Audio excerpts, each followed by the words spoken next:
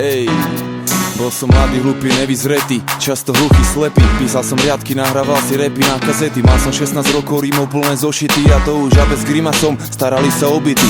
Prišiel Janko, začali sme hrávať, cestovať miestami bol zvuk nezdravý. No my sme nevzdali sa, trpezlivo čakali sme, nesedeli, makali sme, oddech živa, nič len pravdu, nestarať sa, jak to vyznie. Tak sme trénovali, každý svoje doma v izbe, nechceli sme ponúkať to víno, kým to nevykysne.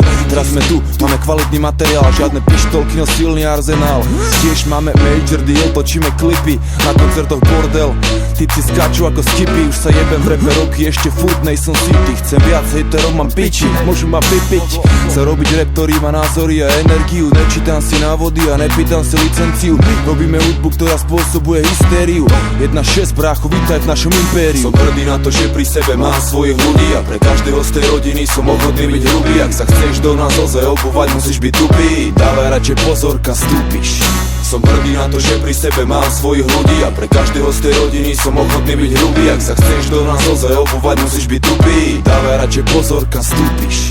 Osud nás priblížil, iba vďaka nemu sme sa stretli. Odvtedy bolo iba na nás, aby sme sa viedli. A 1-6 brácho, doteraz sme iba jedli. Šetrili sme tučné hovno, aby sme ho teraz jebli. Dlho sme čakali a spravili sme dobre. Čas ukázal, že čo nemá korene, rýchlo zomre. Zbierali sme to, čo nedostaneš za papiere. Skúsenosti, ktoré nám už nikto nezobere. Rap nerozvíja osobnosť, ale osobnosť rap.